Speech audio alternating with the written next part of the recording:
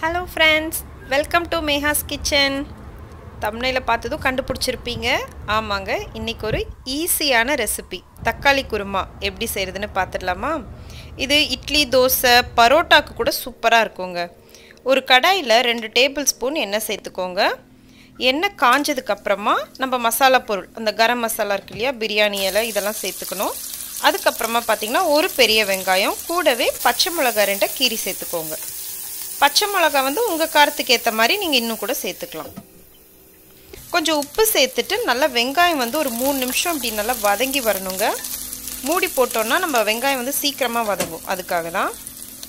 நல்லா இந்த மாதிரி பொன்னிறமானதுக்கு அப்புறமா ஒரு 1/2 டேபிள் ஸ்பூன் அளவு இஞ்சி பூண்டு விழுது, அது ஒரு 2 நிமிஷம் நல்லா வதங்கட்டும், அந்த பச்சை வாசனை எல்லாம் போகட்டும்.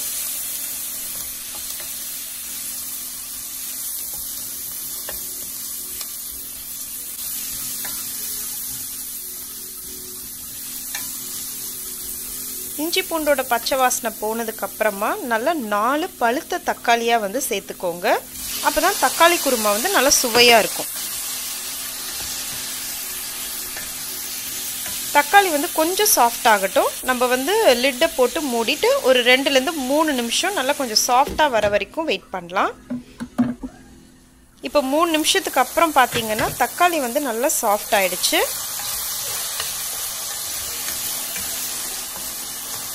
இப்போ நம்ம மசாலாஸ் எல்லாம் சேர்த்துடலாம். 1/4 ஸ்பூன் மஞ்சள் தூள், 1 ஸ்பூன் அளவு மிளகாய் தூள், உங்க காரத்துக்கு ஏற்ற மாதிரி இன்னும் கூட நீங்க ஒரு 1.5 ஸ்பூன் சேர்த்துக்கலாம். 1.5 டேபிள் ஸ்பூன் அளவு மல்லித்தூள்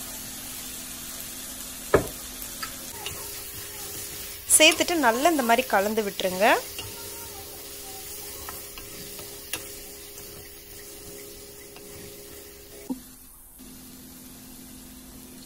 இப்போ ஒரு 100-150 ml தண்ணி சேர்த்துட்டு நல்லா இதை வந்து கலந்து விட்டுட்டு நம்ம மூடி போட்டு 7 ல இருந்து 8 நிமிஷம் நல்லா வந்து இந்த மசாலாவோட தக்காளி வந்து வதங்கணும். இது வதங்கிட்டு இருக்க சமயத்துல நம்ம ஒரு தேங்காய் பேஸ்ட்டை ரெடி பண்ணிடலாம். தேங்காய், முந்திரி பருப்பு, லவங்கம், 2 சின்ன வெங்காயம், சோம்பு, கசகசா.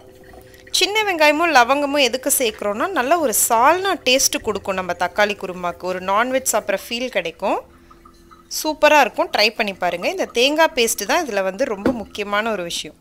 இந்த மாதிரி தண்ணி சேர்த்துட்டு நல்லா சாஃப்டாக அரைச்சிருங்க. நல்லா அந்த ரவை பதம்லாம் இருக்கக்கூடாது, நல்லா நைஸாக அரைச்சிடணும். இப்போ 6 நிமிஷத்துக்கு அப்புறம் பார்த்தீங்கன்னா நல்லா அந்த மசாலாவோட தக்காளி வந்து சாஃப்டாக வதங்கி வந்திருக்கு. தக்காளி பீசஸ் ஏதாவது இருந்ததுன்னா நம்ம கரண்டிலே வந்து கொஞ்சம் நல்லா மேஷ் பண்ணி விட்டுக்கலாம்.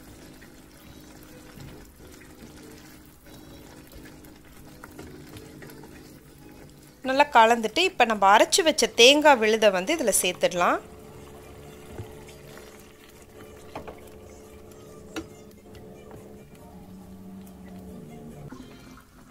மிக்ஸ் பண்ணி விட்டுட்டு உங்களுக்கு தேவையான அளவு தண்ணி, அதாவது இந்த குருமா வந்து எவ்வளோ திக்னஸ்க்கு உங்களுக்கு வேணும்னு நினைக்கிறீங்களோ அவ்வளோ தண்ணி வந்து சேர்த்துக்கலாம். ஏன்னா இது கொதிச்சதுக்கு அப்புறமா இன்னும் கொஞ்சம் திக்காகும் இல்லையா, ஸோ அதனால் வந்து தண்ணியோட அளவை நீங்கள் பார்த்து சேர்த்துக்கோங்க.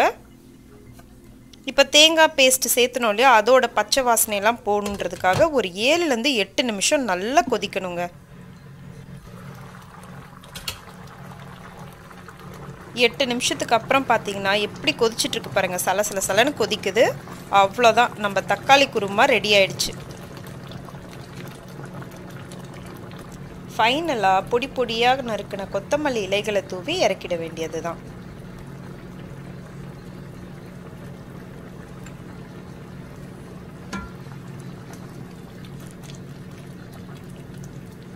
சுவையான தக்காளி குருமா ரெடிங்க. இது வந்து இட்லி, தோசை, அதுக்கப்புறம் சப்பாத்தி, பரோட்டா, சாதத்துக்கு கூட அல்டிமேட் காம்பினேஷனாக இருக்கும். கண்டிப்பாக ட்ரை பண்ணி பாருங்கள். நான் வந்து இந்த மாதிரி குட்டி குட்டி ஊத்தாப்பம் போட்டு அதோடு இன்றைக்கி சாப்பிட போகிறேன். உங்கள் ஃபேமிலியோட நீங்களும் இந்த ரெசிபியை செஞ்சு அசத்துங்க. மறக்காமல் மேஹாஸ் கிச்சனுக்கு சப்ஸ்கிரைப் பண்ணிவிடுங்க. பாய்.